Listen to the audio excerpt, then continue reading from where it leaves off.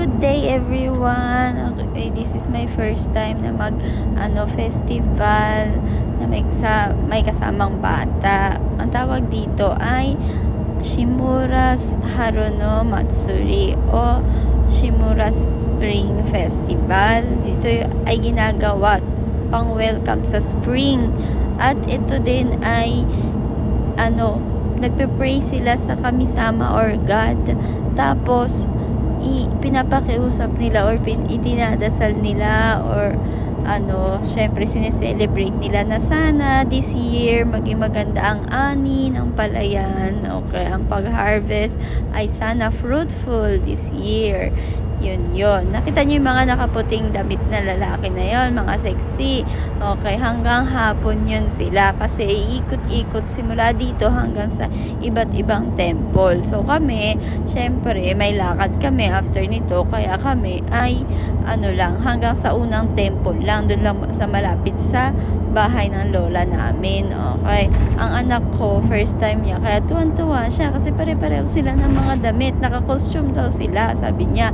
Tapos kaya kunwari sila naguhila ng lubid, pero hawak lang talaga nila yan, hindi yan naghihila. Nasa unahan yung mga sexy boys, tapos sa likod ayan yung mga bata, tapos yung temple na maliit na buhat-buhat nila, totoo tinutulak yun ng mga may edad na doon sa likod. Meron yung God sa loob. Yun yung para medyo sinasamba nila yan. Okay, ang saya-saya niyan kasi nakakatuwa lang. Syempre, makita mo yung anak mo, diba, sa ganyan. Pero alam nyo ba, normally dito sa village namin, hindi ganito kadaming tao. Actually, first time ko nakita yung iba dito. Siguro mga 3 lang yung palagi ko nakikita dito. Ito mga lalaki na to, isa lang yung palagi ko nakikita dyan. At hindi pa palagi yun, mga 5 times a year, ganun. Tapos, yung iba, mga 2 times a year lang. Tapos, yung iba talagang halos first time ko lang makita. Itong mga batang to, tsaka yung mga parents nila, sa iba yan talaga sa nakatira.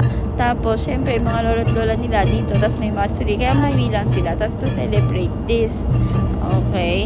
Siyempre kasi, 'di ba, sa mga lolo't lola din naman talaga tayo minsan humihingi ng mga palay, ang mga ani, 'di ba? Nakakatuwa siya, hinihila niya, tapos nagsasabi siya na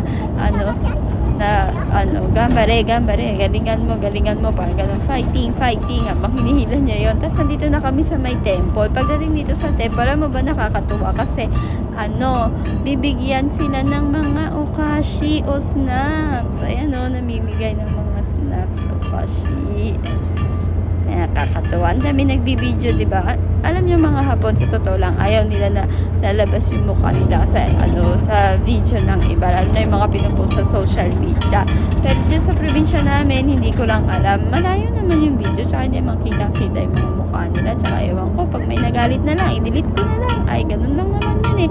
O kaya kung ayaw naman nila sa mga gantong lumabas yung mukha nila sa mga gantong kemerot, di sana hindi sila nag-participate kahit yung sa mga galaan, diba? Ayun lang, nakakatuwa, diba? Ayan, may drum yan na dong-dong yan nasa unahan.